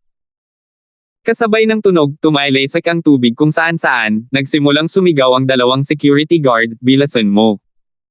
Dali. Halika." May nagpupumilit na pumasok. Maraming mga empleyado ng seguridad at serbisyo sa customer ang agad na inalertuhan, isang malaking bilang ng mga security guard ang sinisingil at pinalibutan si Justine. Agad namang tumawag ng pulis ang isang babae na kamukha ng manager ng lobby. Ngumisi si Justine sa loob. "Sige na, tumawag ka, maganda kung may dumating na pulis." "Gentleman, nandito ako para hanapin ang aking asawa, kung ayaw mong masaktan, hayaan mo akong pumasa. Kung hindi, kahit na hindi ako papatay ng sinuman, ang ilang maliliit na pinsala ay hindi maiiwasan." Habang nagsasalita, tumungo si Justine sa hagdanan. Natural na hindi siya ganoon katanga para sumakay ng elevator, dahil kapag pinatay na nila ang kuryente, maiipit siya sa loob. Natural na hindi makikipagkompromiso ang mga security guard, umaban sila, nagbabalak na pigilan si Justine. Ngunit gumalaw si Justine sa bilis na hindi nila makita sa mga tilapon na hindi nila mahuhulaan, inihagis silang lahat sa fountain sa lobby, na naging sanhi ng pagkagulat ng lahat ng empleyado at customer ng Torre hanggang sa puntong hindi sila nang ahas na gumalaw. Maraming mga security guard sa Diwang Tower. Habang naglalakad si Justine, patuloy niyang hinarap ang mga security guard na patuloy na naninangil gamit ang kanilang mga electric truncheon. Kahit paminsan-minsan ay nakakashock siya ay parang kilati lang ito kaya hindi niya ito kinatatakutan. Nang lumakad siya sa hagdanan, nakita ni Justine na ang mga opisina ay nasa ikalawang palapag, kaya mabilis siyang umakyat at nagsimulang hanapin ang silid ng pagsubaybay sa seguridad.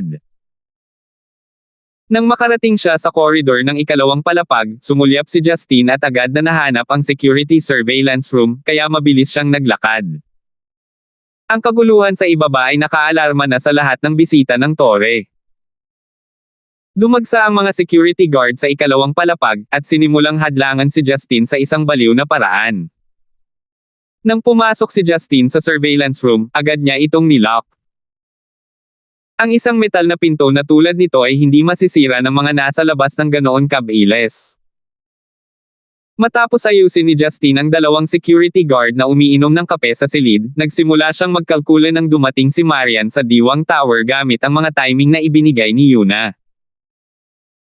Susunod, inayos niya ang lahat ng monitor sa yugto ng panahon na iyon, at iniskan ang lahat ng monitor sa bilis ng kidlat. Sa labas ng pinto, kahit papaano ay nakuha ng mga baliw na security guard ang isang ekstrang susi, at binuksan ang pinto. Sumunod, isang grupo ng mga tao ang sumugod na parang baha.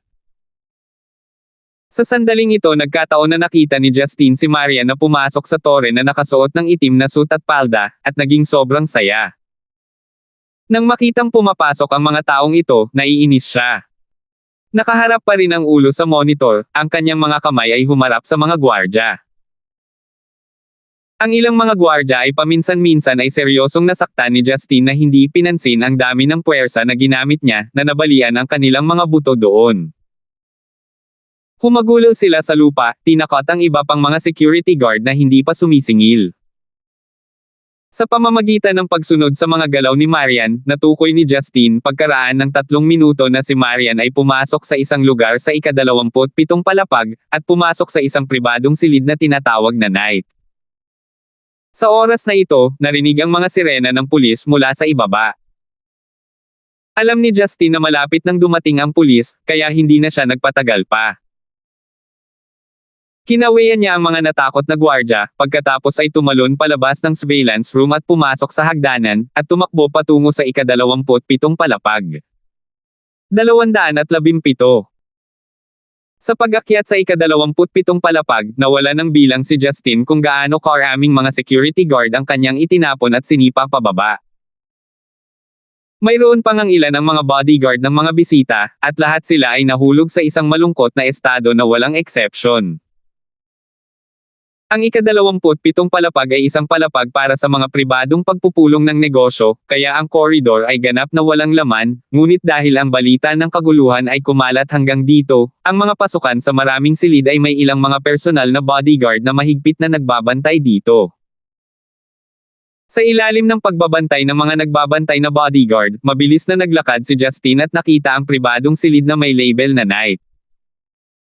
May dalawang magandang bodyguard na nakatayo sa may pintuan, at mukhang mabangis sila. Sa pagkakataong ito, hindi na mapakali si Justin na sayangin ang kanyang laway. Bago pa makapagsalita ang mga bodyguard ay binigyan niya ang bawat isa ng suntok sa bilis na hindi man lang nila makita, kaya walang saysay na banggitin ang pagharang nito. Agad na bumagsak ang dalawa sa lupa habang nakatikip ang mga kamay sa tiyan. Bang! Itinaas ni Justin ang kanyang paa at sinipa ang magandang nakalock na safe na pinto, dahilan upang ang electronic lock ay agad na nagtaas ng alarma, ngunit sa kabila ng matatalim na tunog nito, parang wala itong lakas. Agad na bumungad sa kanya ang sitwasyon sa loob ng kwarto. Sa tabi ng desk lamp sa tabi ng bintana ay nakaupo ang dalawang tao. Ang isa ay ang nagtatakang si Marian, habang ang isa ay nasa katanghaliang gulang na lalaki na nakasuot ng purple na suit. Ang matingkad na itim na buhok ng nasa katanghaliang gulang na lalaki ay maayos na nakasuklay sa likod ng kanyang ulo, at marami siyang bitik sa kanyang mukha. Halatang mas matanda ang tunay niyang edad kaysa sa kung ano talaga ang itsura niya. Sa kabila ng panghihimasok ni Justin, kalmado siyang nanatiling nakaupo kung saan siya nakakunot ang mga kilay. Sa oras na ito, dalawang matipunong bodyguard ang nagmamadaling lumabas sa kabilang kwarto at kinakabahang hamarang sa dinadaanan ni Justin. Sa wakas ay nakumpirma ni Maria na ang lalaking pumasok ay si Justin nga. Habang lumalaban at tumatakbo si Justin, lumala ang kanyang orihinal na hindi maayos na hitsura. Magulo ang buhok niya, puno ng pawis ang mukha, at mga mantsa ng dugo sa damit niya. Nakatayo roon sa pintuan kasama ang kanyang madilim na kulay abo na damit, mukha siyang isang batang ruffian sa mga lansangan, ang uri na nasa isang gang fight lang. Sino ka? Tanong ng lalaking naka-purple suit sa malalim na boses. Hindi siya pinansin ni Justin, at maingat na sinuri si Marian. Nang makita niyang medyo natakot siya at maayos na siya nang walang anomalya, mas naging komportable siya. Nang makita ni Marian si Justin na nakangiti sa kanya, at nawala ang kanyang kakayahang kontrolin ang kanyang galit. Bigla siyang tumayo at nagtanong, Justin. Miss Lysander, kilala mo ba ang lalaking ito? Kumunat ang noo ng lalaking naka-purple suit at nagtanong. Pinunasan ni Marian ang kanyang noo na parang sumasakit ang ulo, pagkatapos ay humihingi ng tawad sa lalaki at sinabing, paumanhin, Mr. Grimm, nagdala ako ng problema sa iyo. Miss Lysander, mukhang may malasakit sa iyo ang batang ito, sa iyo siya, tanong ni Mr. Grimm. Natigilan si Marian, pagkatapos ay sinulyapan si Justin na nakatayo pa rin doon na nakangisi. She sighed internally, then said, empleyado siya sa kumpanya ko, hindi ako sigurado kung bakit bigla siyang nawala ng malay. Empleyado. Nawala sa isip ko. Medyo naging mapait ang ngiti ni Justin, ngunit hindi niya ito pinansin. Kung tutuusin, halos 4 na oras na nandito si Marian. Ang makita siyang ligtas at maayos ay naging masaya si Justin. Tungkol naman sa pagtatasa ni Marian sa kanya, hindi siya mapakali sa ngayon. Mukhang naintindihan kaagad ni Mr. Grimm, kaya napakunot ang noo niya at sinabing, Miss Lysander, pumunta lang ako sa Stonegate sa ngalan ng pagkakaibigan na ibinahagi ko sa dating CEO na pumunta ako sa iyo para sa pakikipagtulungan sa Sherberel Corporation ng France nang hindi man lang isinasaalang-alang ang iba pang malalaking kumpanya sa Yanjing ganito. Mr. Grimm, humihingi ako ng paumanhin sa iyo sa ngalan niya, siya. Kadalasan hindi siya ganito. Hindi ko alam kung bakit siya ganyan ngayon. Ang mga iniisip ni Marian ay nasa ganap na gulo. Ano ba talaga ang ginagawa ng lalaking ito? Bakit siya biglang sumulpot ng walang paabi? Ayos lang kung gusto niyang sumama, pero nasa kalagitnaan ako ng pagdidiscuss ng business, bakit bigla siyang sumingit? Ngayon ay parang ang alarma at magulong tunog ay dahil sa kanya. Oh my goodness, anong klaseng walang ingat na tao ito? Siya mismo ang pumasok sa buong building. Hindi kaya ginawa niya ang lahat ng iyon para lang sipin ang pinto at tahimik na ngumiti sa akin. Ngunit sa oras na ito, 2 pulis ang biglang sumulpot sa pintuan at sumigaw ng, I freeze. Nakatutok ang kanilang mga baril kay Justin mula sa likuran. Nanlaki ang mga mata ni Marian, hindi siya makapaniwala na ang lalaking ito ang naging dahilan ng pagdating ng mga pulis. Pumasok sa pinto ang isang payat at matikas na babaeng pulis. Siya ay may maikling itim na buhok, at galit ang nakaplaster sa kanyang mukha. Kung tawagin para sa isang gawain sa kalagitnaan ng gabi para sa gayong malaking kaguluhan ay hindi magiging masaya ang sinumang naka-duty. Hayaan mo akong makita kung sino ang kamangha-manghang individual na ito. Naglakad ang babaeng pulis sa kanyang harapan, nakita ang mukha ni Justin, at natulala. Bureau Chief Collins, napakabilis mong dumating. Inilipat ni Justin ang kanyang tingin kay Karen at nakangiting sinabi. 217 hanggang 2. Mula nang mangyari ang nakakagulat na pangyayari sa tore na ito noong gabing iyon, hindi na nakita ni Karen si Justin. Gayunpaman, hindi niya alam kung bakit paulit-ulit niyang naaalala ang nangyari noong panahong iyon, lalo na ang eksena kung saan itinulak siya ni Justin palayo at umahan sa hagdanan para harapin ang mga taong iyon mula sa isang organisasyong kriminal. Dahil dito, nagkaroon ng gana si Karen na pumunta sa bahay ni Justin para makita siya, at pinahirapan siya.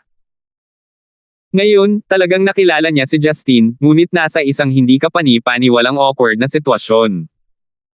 Siya ay dumating upang arestuhin siya. Karina. Napagtanto na ang taong pumasok ay si Karen, mas gumaan ang pakiramdam ni Marian. Lumapit siya sa kanya at sinabing, may naiisip ka bang paraan para palayain siya para sa akin? Mukhang nasaraan ng isip ang lalaking ito ngayon, babayaran ko ang mga sira at iba pang gastos na dulot niya. Marian, nandito ka rin. Nagulat si Karen, ngunit dahil mag-asawa sila, naiintindihan niya ang loob. Kahit na hindi niya alam kung bakit ginawa ni Justin ang lahat ng ito, sumang-ayon siya sa paraan ni Marian para ayusin ito. Siya na palaging ganap na walang kinikilingan ay biglang nahirapang arestuhin si Justin. Gayunpaman, si Mr. Grimm na tumayo mula sa kanyang upuan ay hindi nilayo na paalisan si Justin ng ganito. Inayos niya ang kanyang hindi pangkaraniwang purple na suit, at sinabing, "Opisyal, ang aking apelyido ay Grimm, ako ay mula sa Singapore Chamber of Commerce." Lubhang hindi ako nasisiyahan sa panghihimasok ng lalaking ito. Ang kanyang mga aksyon ay lubos na nakompromiso ang aking kaligtasan, at pinaghihinalaan ko na siya ay may intensyon na magnakaw ng mga lihim ng kalakalan. Umaasa ako na maaari mong sundin ang batas at arestuhin siya, at protektahan ang batas na walang kasalanan. Ito. Napakunot ang noo ni Karen, hindi niya inaasahan na may ganoong mahalagang tao sa silid. Nang marinig ni Maria na determinado si Mr. Grimm na litisin si Justin, hindi niya napigil ang makaramdam ng pagkabalisa. "Mr. Grimm, tiyak na wala siyang intensyon na saktan ka, at hindi siya magnanakaw ng mga lihim ng kalakalan, mangyaring magtiwala sa akin at hayaan mo akong hawakan ito, okay?" Miss Lysander, sana maintindihan mo na hindi lang ako pumunta sa airport ng Stonegate ngayong gabi para kumain kasama ka at makipag-usap taos puso kong nais na maging bahagi ang iyong kumpanya sa aming proyekto, at makipag-ugnayan sa iba pang mga sikat na kumpanya mula sa ibang bansa. Galit na sabi ng marangal na si G. Grimm. Clap, clap, clap. Nang sabihin ito ni G. Grimm, biglang pumalakpak si Justin na may kasamang nakakatakot na ngiti. "Well said, hindi namin dapat sirain ang iyong reputasyon." "Ano, Mr. Kriminal na pumasok sa tore, hindi ka sumasang-ayon sa aking mga salita?" Kumunat ang noo ni Mr. Grimm at nagtanong. "Justin, tumigil ka sa pagsasalita. Hindi mo ba naisip na sapat na ang gulo mo?" Si Marian ay nababaliw sa pag-aalala, ang taong ito ay maaaring kasuklam-suklam, ngunit hindi niya kayang panoorin siyang may padala sa kulungan. Inilalagay sa panganib ang kaligtasan ng isang miyembro ng Chamber of Commerce ng Singapore, pagpasok sa pinakadakilang lugar ng pagpupulong sa pananalapi ng Stonegate, pagtatangkang magnakaw ng mga lihim ng kalakalan. Anuman sa mga kasong kriminal na ito ay hindi mga bagay na kayang hawakan ni Justin. Ngumiti si Justin nang hindi pinaninindigan o tinatanggihan ang anuman. Lumingon siya kay Karen at sinabing, "Bureau Chief Collins, pwede ba kitang guluhin para suriin ang kwartong ito?" Inspeksyonin ang silid. Si Karen ay nakakaramdam ng pag-aalala sa loob, at hindi niya masabi ang mga salita ni Justin. Tama, gamitin ang iyong profesional na kaalaman at kasanayan upang suriin ang telebisyon, lampara sa gilid ng kama, at mga kurtina. Sabi ni Justin. Sa sandaling sinabi niya iyon, tila may naintindihan si Karen. She solemnly nodded, habang ang mukha ni Mr. Grimm na nakatayo sa tapat nila ay nagsimulang mamatla. Hindi alam ni Marian kung ano ang iniisip ni Justin, ngunit nang makitang seryoso ang ekspresyon ni Karen, nagsimula siyang magtaka kung may nangyayari. Kaya, matiyagang tumayo siya roon habang sinusuri ni Karen ang kwarto. Nakakatawa, talagang nakikinig ang pulis sa kriminal, mukhang wala na tayong dahilan para manatili, tara na. Si Mr. Grimm ay tila naiinip sa paghihintay, at galit na sumangot. Balak niyang umalis kasama ang dalawa niyang bodyguard. Tigilan mo sila. Biglang utos ni Karen sa dalawang pulis na may mahigpit na boses, at itinutok nila ang kanilang mga baril kay Mr. Grimm at sa dalawang bodyguard nito. Anong ginagawa ninyo? Kilala ba ninyo kung sino ako? Ako si Gustavo. Pinarusahan ni G. Grimm. Malungkot na tumawa si Karen habang naglalakad patungo kay Mr. Grimm, hindi mahalaga kung sino ka, ngunit tulad ng sinabi mo, dapat protektahan ng batas ang mga inosente, habang ito ay nasa aking mga kamay ang magdadala sa iyo sa hustisya. Pagkasabi niyan, ibinuka ni Karen ang kanyang palad, at sa gitna nito ay may 3 pocket-size na spy camera. Sinasiraan mo ako. Hindi akin ang mga bagay na iyon. Agad na sumigaw si G. Grimm. Pinilit ni Justin ang kanyang dila at umiling, wala kaming sinabi, gayunpaman, nabalisa ka na para sa iyo na natutunan ko na ang kanyang murang panlilinlang bago tumubo ang aking buhok doon. Ang biglaang pagbabago ng sitwasyong ito ay naging dahilan upang makita ni Marian na naguguluhan sa buong panahon na ito ang katotohanan ng bagay na ito. Agad na nanlamig ang mukha ni Marian. Sinusubukan pa rin niyang magmakaawa kay Mr. Grimm na patawarin si Justin sa lahat ng nangyari sa kanya kanina, ngunit ang tunay na nakalulungkot ay ang taong nakikiusap niya. Nakaramdam siya ng matinding kahihiyan. Gustavo Grimm, magkita tayo sa korte. Si Marian ay hindi gustong manatili ng kahit anong sandali. Lumiko siya sa exit at tumakbo palabas ng kwarto, nakalimutan pa niyang kunin ang kanyang handbag na naiwan sa mesa. Kinuha ni Justin ang bag na naiwan ni Marian sa mesa, pagkatapos ay sinabi kay Karen na nag-iisip kung anong aksyon ang dapat niyang gawin, kung tama ang hula ko, dapat mayroong isang bagay na parang hallucinogen sa kanyang katawan o sa mga inumin sa silid. Okay, I got it. Dapat kasama mo si Marian, palagi siyang matigas ang isip, ngayong niloko na siya ng bastos na ito, tiyak na masasaktan siya. Mapait na pilit na ngumiti si Karen.